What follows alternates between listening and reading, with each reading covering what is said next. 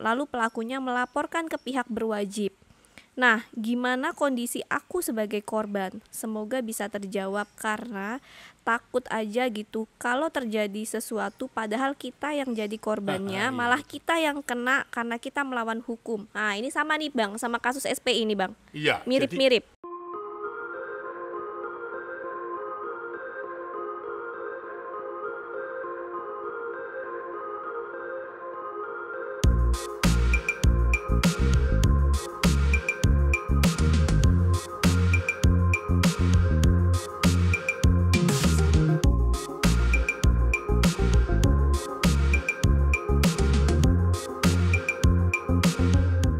Halo sahabat anak Indonesia, jumpa lagi bareng Nia di Ngobras, ngobrol bareng Bang Aris dalam episode Q&A yang akan tayang setiap hari Rabu jam 7 malam. Untuk kepentingan terbaik anak, dukung terus Aris Merdeka Official dengan cara like, comment, share, and subscribe. Kali ini kita akan menjawab semua pertanyaan yang sudah dikirimkan oleh netizen melalui Aris Merdeka Official di Instagram dan Facebook yang sudah dikirim. Nah, di depannya udah ada Bang Aris nih. Abang apa kabar, sehat? sehat. Salam sehat untuk semua. Oke. Masih sibuk-sibuk mondar-mandir Bang ya? Masih Terkait terus kasus? SPI dan Iya. kasus-kasus lain di Indonesia ya, secara iya. keseluruhan. Ya. Emang saya juga lihat sih Abang mondar-mandir terus. Iya. Jadi banyak aktivitas dan kita nggak punya kesempatan buat melakukan hal-hal yang kurang penting begitu Bang. Iya, saya kira yang nggak penting-penting nggak usah lah ditanggapin dan sebegitu. Biarlah berlalu anjing menggonggong. Kapila Kapila berlalu. Oke, dan Baik nih, apa yang kita mau diskusikan? nah, ini Abang barusan tadi menyinggung tentang SPI. Kebetulan ada pertanyaan yang dikirimkan oleh netizen nih Bang. Gimana Oke. itu? Apa itu nih ya? Jadi dari Kak Caega 17. Ya. Bang Aris, bagaimana perkembangan kasus anak-anak SPI? Kebetulan tuh Bang Aris nih baru balik dari Surabaya ya begitu ya Bang? Betul, jadi update sampai hari ini karena ada kekhawatiran melalui informasi-informasi yang disampaikan lawyernya dari terduga pelaku bahwa dituduh bahwa korban atau pelapor itu mempunyai gangguan jiwa gitu ya, kalau bahasa Oke. saya itu adalah gila begitu ya, sangat keji sebenarnya statement itu. Padahal ini adalah anak-anak yang membutuhkan pertolongan karena korban-korban ini merasa dirinya dihina oleh terduga pelaku dengan kejahatan seksual itu. Lalu kekhawatiran lain itu adalah ada informasi yang akurat dari kejahatan seksual yang dilakukan terduga pelaku melalui setelah terduga pelaku itu dimintai keterangan sebagai saksi, kekhawatiran kita digeser menjadi kejahatan atau eksploitasi ekonomi. Loh, gimana bisa tuh Bang? Inilah yang kita harus kawal nih. Jadi update-nya seperti itu. Ketika kita hari Senin kemarin datang dengan korban itu sebenarnya untuk memberikan bukti-bukti petunjuk supaya itu menjadi barang bukti yang bisa menjerat ya sesuai dengan fakta yang terkonfirmasi dari untuk kejahatan seksual. Karena itulah yang utama yang dilaporkan oleh pelapor. Tetapi ada kekhawatiran itu bersumber dari mana? Pertama tuh ada yang menginformasikan ke kita, Kapolda Jawa Timur menginformasikan kepada orang-orang yang bertanya posisi masalah ini, nampaknya memberi informasi bahwa ini bukan kejahatan seksual tetapi kekerasan ekonomi atau eksploitasi ekonomi. Ini sangat disayangkan. Sumber lain yaitu tadi lawyernya itu mengatakan bahwa itu bukan eksploitasi, bukan kejahatan seksual, hanya eksploitasi, mungkin salah manajemen dan sebagainya. Kekhawatiran yang berikut, kita tidak ingin akan dikorbankan pengelola sekolah itu hanya karena kelalaian manajemen gitu. Jadi ini yang kita khawatirkan, dan besok hari Senin, hari Rabu saya kira akan ada pemeriksaan ulang dan menyerahkan barang bukti ya berupa foto pengaduan alumni, lalu keterangan saksi korban lewat testimoni dan sebagainya. Itu akan kita sampaikan dan mudah-mudahan itu akan kita resmi diserahkan kepada Polda Jatim.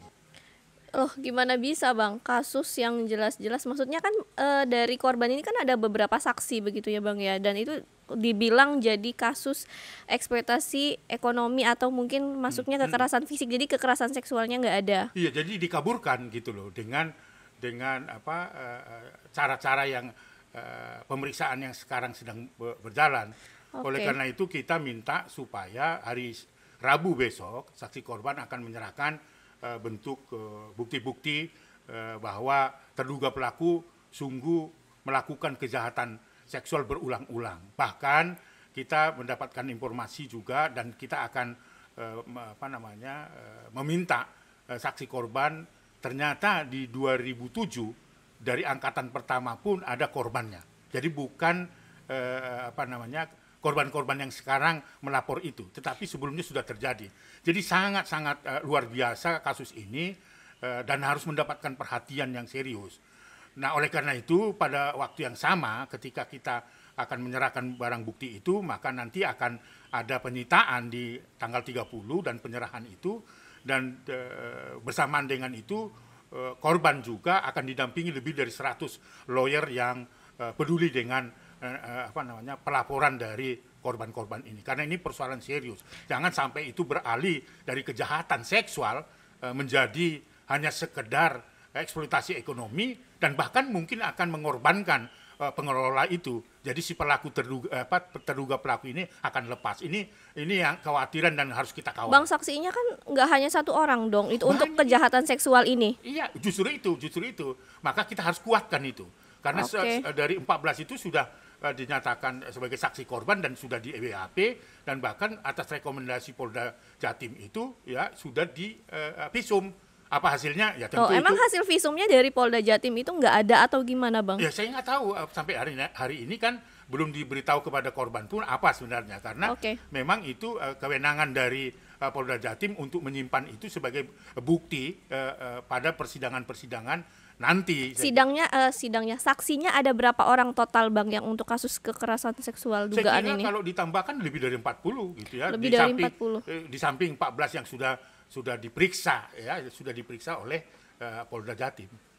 Jadi tidak ada alasan menggeser itu gitu, karena laporan utama itu adalah kejahatan seksual yang dilakukan oleh JE itu, yang menurut saya perlu diperiksa karena itu dilakukan di lingkungan sekolah yang dia dirikan sendiri, baik itu di luar sekolah maupun sampai pada perjalanan-perjalanan ke luar negeri gitu kan. Ini kejahatan seksual yang berulang yang menurut saya ini harus diperiksa betul gitu ya. Yeah. Bahkan yang membuat jengkel kita itu ya, itu dilakukan di rumah sendiri juga di Surabaya. Itu artinya ada lokus yang baru yang harus diperiksa oleh Polda Jatim. Oleh karena itulah dengan bukti-bukti baru itu kita minta untuk pihak kepolisian mengusulkan supaya si terduga pelaku itu dicekal. Nah, yang membutuhkan pertolongan kita semua, saya kira saat ini posisi pelapor dalam ancaman. Yeah. Ya, ancamannya itu bisa lewat media sosial, bahkan nanti kau sampai di Bali akan saya bunuh misalnya kayak gitu ya. Tapi tidak tertuju pada nama korban itu, tapi ada istilahnya DM ya. Oh ya, DM Instagram. Iya itu. Dan ini sudah kita sampaikan kepada lembaga perlindungan saksi dan korban supaya itu mendapat perlindungan ya. Itu update-nya ya. Jadi oleh karena itu saya kira membutuhkan pertolongan semua orang, termasuk sekarang ini ada seratusan lawyer yang peduli terhadap itu, belum lagi kelompok-kelompok gerakan perlindungan anak di Malang Raya ya, dan solidaritas atau koalisi perempuan Jawa Timur dan lawyer perempuan di Jawa Timur. Saya kira ini perlu dukungan kita karena ini adalah data yang terkonfirmasi yang perlu kita tindak lanjuti. Kekhawatiran Komnas Perlindungan Anak dan tim ya, jangan sampai kasus kejahatan seksual yang dilakukan terduga JE digeser oleh siapapun itu ya. saya nggak mau menyangkakan kepada orang lain. Jangan sampai digeser menjadi eksploitasi ekonomi yang akhirnya akan mengorbankan salah satu pengelola yang ada di sana sehingga terduga pelaku bebas. Karena ini yang dimaui. Dari mana itu Nia? Saya sekali lagi mau saya katakan kepada semua masyarakat di Indonesia, itu statementnya dari lawyernya. Yang lapor itu hanya satu. Loh, sebagai lawyer tahu loh. Satu untuk sekian orang itu cukup gitu. Itu kan KUHP pidana kan gitu ya aturannya. Lalu kemudian itu hoax, nggak terjadi itu. Maka perlu si pelapor diperiksa oleh psikolog. Psikolog mana? Psikolog pemerintah. Itu yang saya dengar gitu dan diberitakan oleh media. Karena dia menuduh bahwa pelapor itu mempunyai gangguan jiwa. Bahasa yang sederhana itu berarti pelapor itu gila gitu loh. Waduh, kalau itu terjadi pada keluarganya bagaimana nih ya? Itu terjadi pada keluarga saya bulldozer itu kan. Walaupun saya anti kekerasan terhadap itu. Itu update-nya. Sekali lagi kita minta ya, kemarin itu sudah diminta oleh korban agar Kapolri memberikan atensi terhadap persoalan ini karena ini persoalan serius. Lalu kemudian minta kepada Kapolda Jatim untuk tidak terburu-buru menyatakan bahwa ini tidak terbukti kejahatan seksual yang dilakukan terduga JE, ini hanya sekedar eksploitasi ekonomi. Saya minta dengan hormat kepada Bapak Kapolda juga memberikan perhatian terhadap ini, atensi dalam proses pemeriksaannya. Dan kita juga sepertinya butuh dukungan dari masyarakat Indonesia ya Bang, dan sahabat anak Indonesia untuk terus mengawal kasus ini, jadi supaya nggak masuk angin gitu aja, dan memang kasus ini benar terjadi begitu ya Bang, terus dikawal. Betul, sampai tuntas. Benar. Pelaku harus ditetapkan hukum sesuai dengan perbuatannya gitu. Saya setuju sekali. Jadi minta bantuan nih untuk sahabat anak Indonesia untuk kita terus kawal, kita blow up di media sosial kita. Gimana caranya supaya juga Polda Jatim bisa lebih transparan. Wah, itu dia. Itu dalam menangani kasus ini, karena kenapa?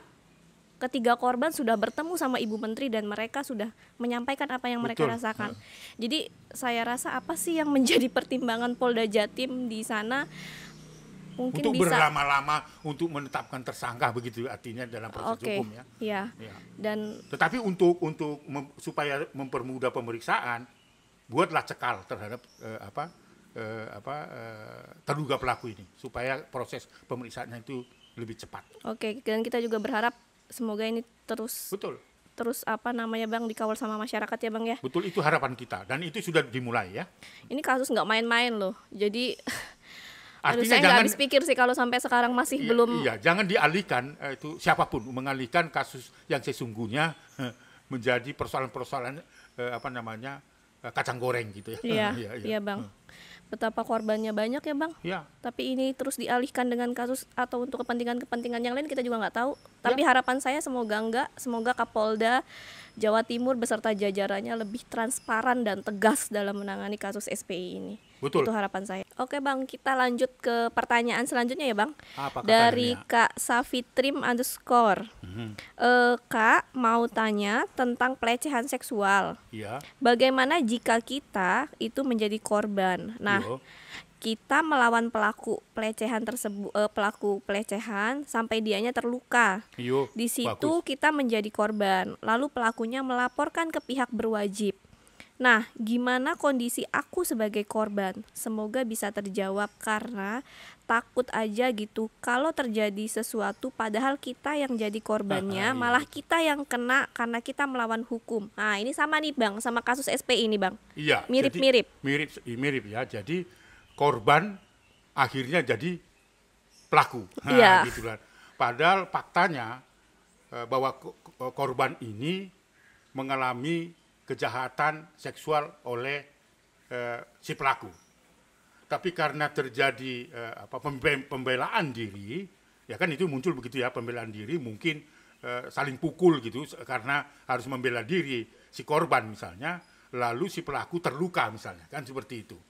Lalu karena tidak jadi kekerasan seksual itu secara fisik berlangsung, tetapi karena pembelaan diri dari korban dan mengakibatkan mungkin ada cakaran kepada pelaku, sehingga pelaku membuktikan itu bahwa itu kekerasan yang dilakukan korban dan dilaporkan, lalu kemudian pihak kepolisian meresponnya karena ada tindak pidana seperti itu ya, ada kekerasan.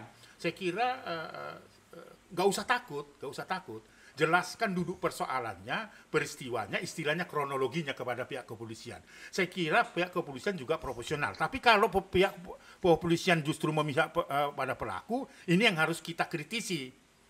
Artinya bahwa bisa saja korban menjadi pelaku. Ini tentu tidak kita inginkan. Ya, itu peristiwanya kan, sehingga dia takut. Ya.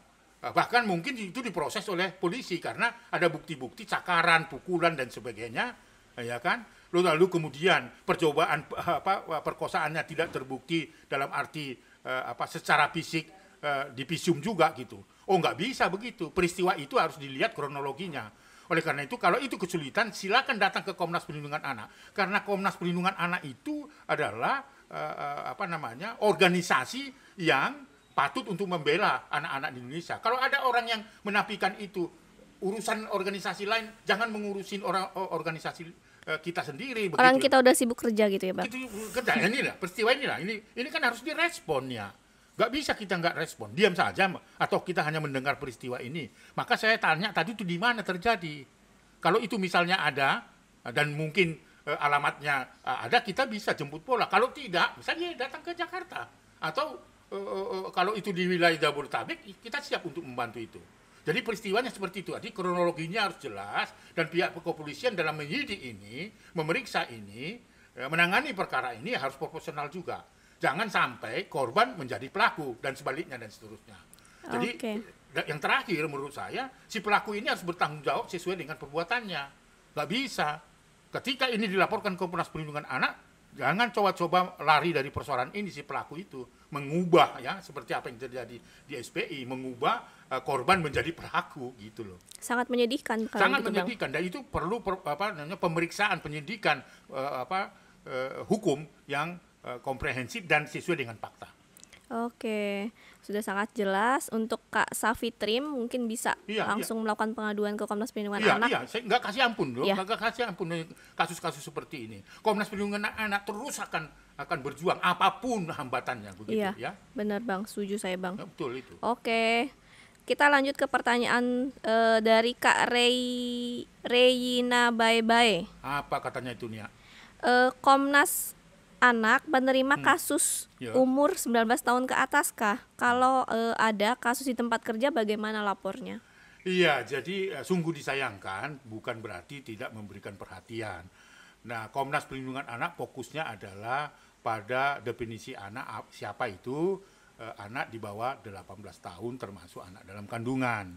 Jadi itu konsentrasi dan fokus dari kerja-kerja Komnas Perlindungan Anak. Jadi kalau sudah di atas 19, 20 itu atau di atas 18, 19, 20, 21 itu bukan lagi kategori anak. Jadi saya sarankan itu bisa melaporkan ke Komnas Perempuan ya.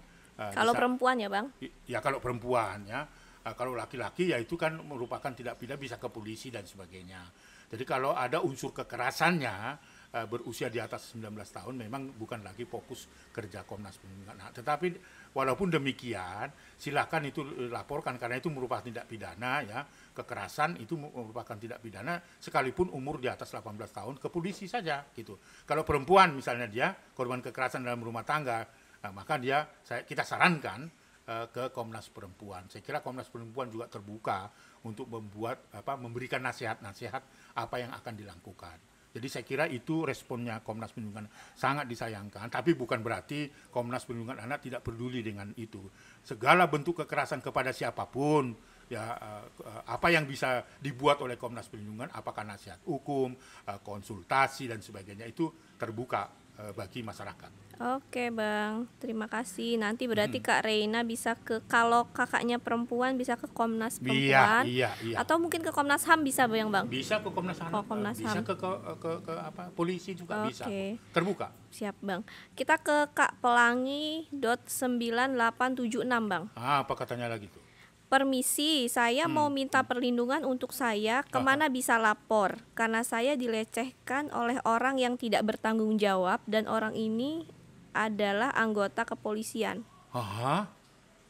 Sepertinya kasus seperti ini banyak sekali ya Bang. Dan baru saya menerima laporan itu di Ternate ya, dan di beberapa tempat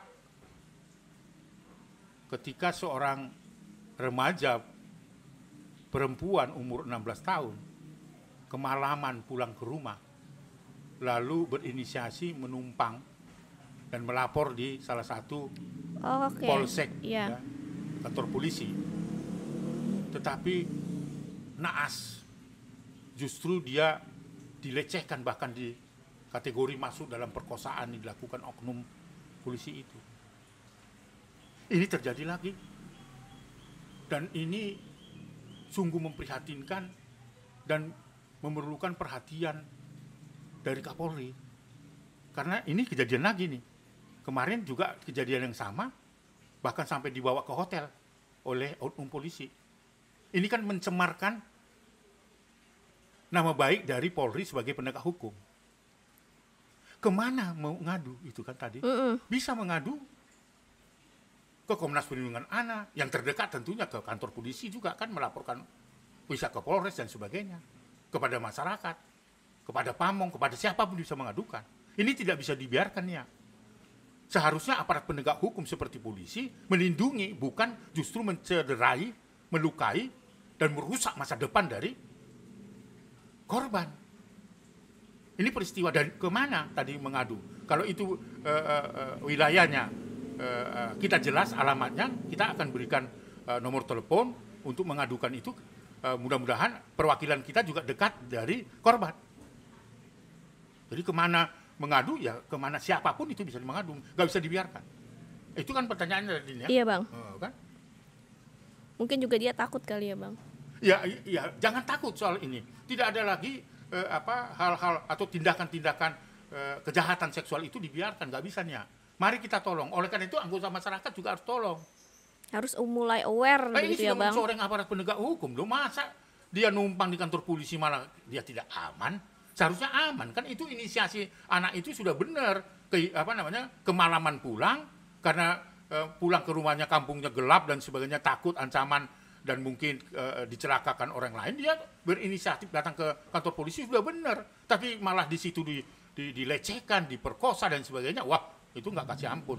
Menurut saya selain dikenakan tindak pidana kejahatan seksual, dia juga harus lepas dari jabatannya. Iya, bingung juga ya Bang. Kita ke kantor polisi dirasa tempat yang aman, ternyata malah kita jadi korban gitu. Ini kayak anak yang itu. Terus di mana lagi tempat yang aman buat anak? Itu problem negeri ini gitu loh. Problem negeri, perilaku jahat seperti ini masih ada di mana-mana. Makanya kita harus betul-betul bahu-membahu untuk memberantas ini. Gak bisa diam. Gak bisa sendirian. Gak boleh sendirian juga. Harus kerjasama ya Bang. Betul. Jangan satu lembaga merasa dirinya seperti lembaga yang bisa menyelesaikan masalah jutaan anak di Indonesia, lalu menafikan organisasi lain. Gak boleh. Ya kan? Masa saya ngurusin rumah tangga orang lain, istrimu itu selingkuh loh. Istrimu begini. Terus kamu gak boleh menerima ini. Oh, nggak boleh dong intervensi seperti itu. Urus masing-masing istrinya, urus masing-masing keluarganya, urus masing-masing organisasinya. Justru organisasi lain itu harus didukung untuk memberantas seperti ini loh. Siapa yang mau mengurus kasus kejahatan seksual seperti di SPI maupun kasus-kasus seperti ini? Waduh, banyak sekali. Dan kita harus bareng-bareng sebenarnya Bang. Nggak bisa kalau Bang Aris dilarang-larang. Oh, nggak bisa. Kecuali dunia runtuh. Oke Bang, kita maju terus ya Bang. Maju terus. Maju tak gentar. Bergerak terus. Oke, kita lanjut ke pertanyaan berikutnya Bang. Kalau yang ini itu dia nggak mau disebutin namanya. Assalamualaikum. Mohon untuk dijawab terkait masalah yang sedang saya hadapi. Apa itu Nia? Saya menikah siri dengan suami, mempunyai anak usia 2 bulan. Saat ini saya sudah tidak merasakan kecocokan lagi. Ada beberapa faktor yang membuat saya ingin bercerai. Apa itu? Suami saya tidak bekerja, tetapi memang mertua saya memberikan jatah uang sebesar 50.000 setiap harinya. Suami saya juga sering melakukan KDRT pada setiap kami mengalami keributan. Setelah saya meminta bercerai, saya ingin hak asuh anak saya diberikan kepada saya, tapi suami tidak mengizinkan. Orang tua saya mengatakan jika tidak diberikan akan menempuh jalur hukum untuk mendapatkan hak asuh anak saya. Keluarga mertua saya bilang jika hak asuh anak jatuh pada ayah karena menikah siri. Apakah itu benar? Enggak. Jadi perlu saya jelaskan ya. Kewajiban orang tua lah memberikan nafkah pada anaknya. Sekalipun status perkawinan itu siri maupun catatan negara. Sekali lagi saya tekan kewajiban. Membesarkan, memberikan belayan, kasih sayang dan sebagainya. Lalu ini anak siri. Iya, Dari perkawinan hasil siri. pernikahan siri. Enggak ada alasan untuk tidak menjalankan kewajiban, tetap menjalankan kewajibannya. Tetapi kalau itu tidak dicatatkan di catatan sipil dengan perkawinan, karena perkawinan siri kan tidak ada perkawinan yang artinya catatan yang bisa dibawa di dalam catatan sipil, maka anak itu berada dalam pengasuhan ibunya. Bahkan akta lahirnya pun, ya, ketika perkawinan siri itu tidak dicatatkan di catatan negara, maka namanya adalah nama ibunya. Ibu. Jadi kewajiban itu melekat. Tidak ada alasan sekalipun itu perkawinan siri. Karena anak itu lahir bukan atas kehendaknya. Hak anak itu melekat pada diri anak, kewajiban itu melekat pada orang tuanya. Jadi tidak bisa serta-merta hak asuh itu pada bapaknya kalau ada inisiatif untuk itu tidak bijak. Tidak bijak, apalagi tadi itu pertanyaannya coba. Ya. Tidak dinafkahi. Tidak, itu saya katakan tadi kan, apapun status perkawinan mereka, status anak itu adalah kewajiban dari orang tua. Itu jawaban pertama. Yang kedua apa itu tadi? Hak asuh, Bang. Hak asuh nggak bisa, nggak ada catatannya itu. Karena anak di bawah 12 tahun menurut kompilasi hukum Islam itu jatuh pada adonannya pada siapa? Pada ibu. Apalagi menikah siri ya, Apalagi Bang? menikah siri dan tidak dinafkahi lagi. Wah, enak banget itu, leceh banget itu anak-anak dengan ibunya. Gak bisa. Secara tegas, dan itu bukan hanya pendapatnya Aris Merdeka Sirait ya, tapi itu adalah pendapat hukum. Apalagi itu, misalnya selain nafkah, ya kan ada beberapa pertanyaan tadi. KDRT. Nah, apalagi KDRT yang dibuktikan itu menyakitkan si korban, bisa lapor polisi dan itu merupakan tindak pidana, bisa ancamannya 12 tahun. Oke. Sudah seperti memaksa merendahkan martabat perempuan, dikerasin lagi, artinya mengalami kekerasan dalam rumah tangga lagi, ya kan? Mau dicabut lagi hak asuhnya karena itu mentang-mentang perkawinan siri, terus kemudian tidak memberikan nafkah dan sebagainya. Wah, itu bisa kenakan pasal berlapis, bisa hukuman 20 tahun itu. Jadi bukan hanya KDRT yang ancamannya 12 tahun. Ya kan? Apalagi itu seperti hanya memberikan nafkah ya, bukti-bukti kekerasan dalam rumah tangga. Misalnya memberikan belanja tidak cukup, itu sudah kekerasan dalam rumah tangga. Apalagi dan yang menafkahi mertuanya. Nah, apalagi tidak suaminya, kan itu dapat dilaporkan ke polisi. Jangan leceh pada perempuan, enggak. Jangan ya. Saya setuju, Bang. Sebagai laki-laki. Yang benar aja deh, yang benar aja. Melakukan perkawinan yang benar aja, yang bikin perkawinan, jangan bikin menimbulkan masalah. Ya kan? Ini justru dampaknya anak yang menjadi korban dan melecehkan perempuan pula. Kalau belum siap menikah jangan menikah dulu. Menikah dulu, itu kan undang-undang perkawinan jelas ya. Dilarang menikah pada usia anak di bawah 18 tahun. Menikahlah minimal 19 atau idealnya 25 tahun supaya paham bagaimana mengorganize, memimpin keluarga. Atau secara ekonomi paling nggak mampu dulu, jadi bisa menafkahi anaknya gitu ya, Bang ya. Iya, saya kira itu kan kan ini menjadi beban keluarga itu. Orang tuanya akhirnya. Karena setiap hari harus meminta uang 50.000. 50.000 nggak cukup lagi kan? Itu salah satu bentuk kekerasan dalam rumah tangga, bukan hanya kekerasan fisik membentak-bentak, tidak. Itu juga masuk dalam kekerasan rumah tangga. Hati-hati, ancamannya bisa lebih dari 15 tahun. Silakan korban ya, ibu ini siapa namanya ibu tadi? Nggak mau disebutin, Bang, namanya. Nggak mau sebut. Nah, saya ingatkan kalau dia mau membutuhkan pertolongan kita, silakan datang ke kantor Komnas Perlindungan Anak, karena ini merupakan tindak pidana yang nggak bisa didiamkan, nggak bisa. Jangan, ya. Saya kira ini harus diteruskan. Itu pendapat saya nih. Oke, saya setuju banget nih. Aduh, Bang Aris tuh ngelindungin anak-anak Indonesia sama ibu-ibu yang tertindas. Iya, itu harus saya lakukan karena Harus terus ya Bang? harus, nggak bisa Karena tidak. banyak sekali kasus-kasus anak di Betul, Indonesia. betul. Ini masih lanjut nih Bang, ada salah satu DM foto anaknya tuh di dalam karung. Anak dalam karung, itu menghukum apa bagaimana? Ini nggak jelas sih Bang, katanya semacam dibully mungkin karena anak ini mengalami kekurangan. Oh, Saya rasa ini termasuk dalam kategori kekerasan begitu ya Bang Oh. ya. Terlebih lagi anak ini memiliki kekurangan. Jadi Aduh, lokasinya di Cidaun, Jawa Barat. aduh. Mungkin untuk yang melapor Kak Sesti Iya, kami bisa punya perwakilan di sana. Iya, mungkin bisa ini ya Bang. Kita minta Iya, alamat lengkap. minta alamatnya, dicari informasi yang akurat, terkonfirmasi apakah itu anak berkebutuhan khusus supaya dia tidak lari ke sana kemari dan sebagainya, lalu kemudian supaya keluarga tidak terganggu langsung dimasukkan dalam karung ya. Saya kira prihatin saya dengan ini, Iya, dan Bang. ini tidak bisa saya terima, ini manusia dimasukkan dalam karung ya.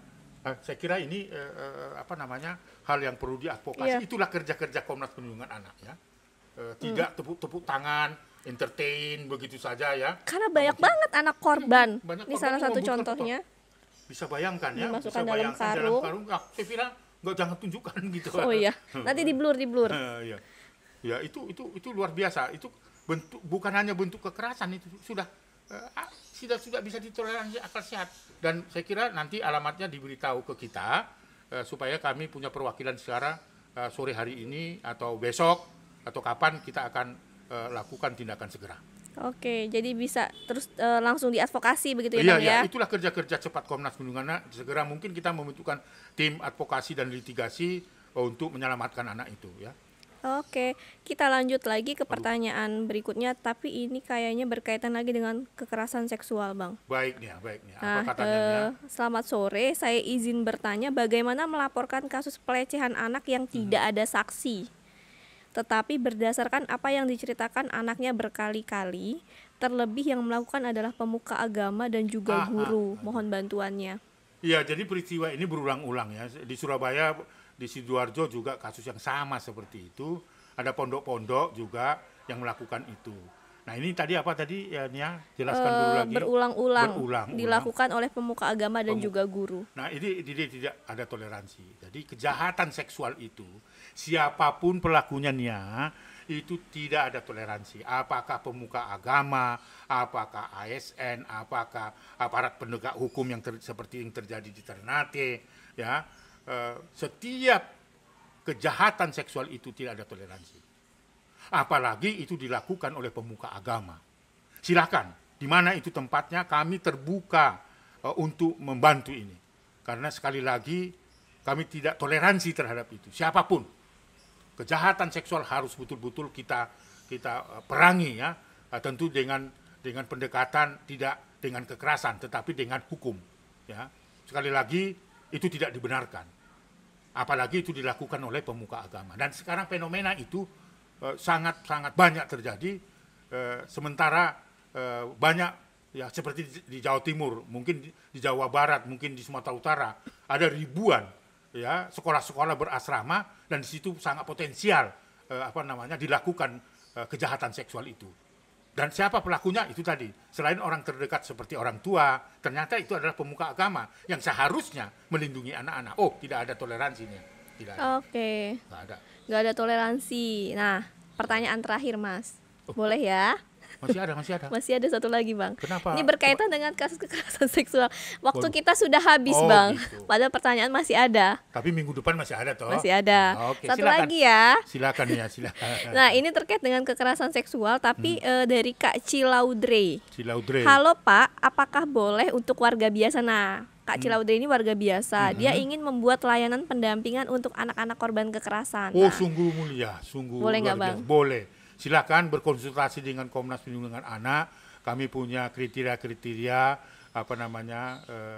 syarat-syarat gitu ya, yang tidak begitu berat, bahwa setiap orang kita beri peluang, beri akses untuk memberikan bantuan-bantuan, apalagi kejahatan-kejahatan atau pelanggaran-pelanggaran terhadap anak. Silakan datang, Komnas Perlindungan Anak bersedia untuk memberikan rambu-rambu, apa yang harus dilakukan, syarat-syaratnya apa, lalu kemudian kehadiran kita bersama korban-korban itu harus punya apa dan sebagainya. Saya kira itu penting. Tapi ada niatan seperti ini, sekali lagi saya kira itu kita perlu respon. Luar biasa. Semakin banyak masyarakat yang peduli. Nah, itu sekali lagi, semakin banyak orang banyak peduli dan tidak menafikan organisasi lain, itu akan dicintai, akan dibutuhkan oleh anak-anak Indonesia. Jadi sekali lagi, untuk anak-anak yang berusia di bawah 18 tahun juga bisa memberikan perhatian pada sesamanya, itu yang disebut dengan program pelapor dan pelopor.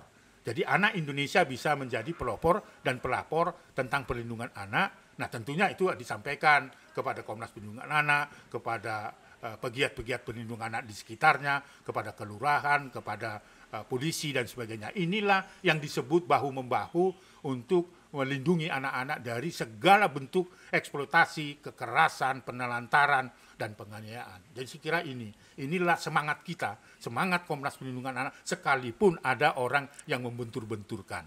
Oke, nggak peduli Bang. Nggak peduli, yang tidak penting kita anggap tidak penting. Kalau yang penting untuk anak Indonesia, kita harus melakukan hal yang penting. Oke. Itu saya kira itu anunya kan. Setuju Bang.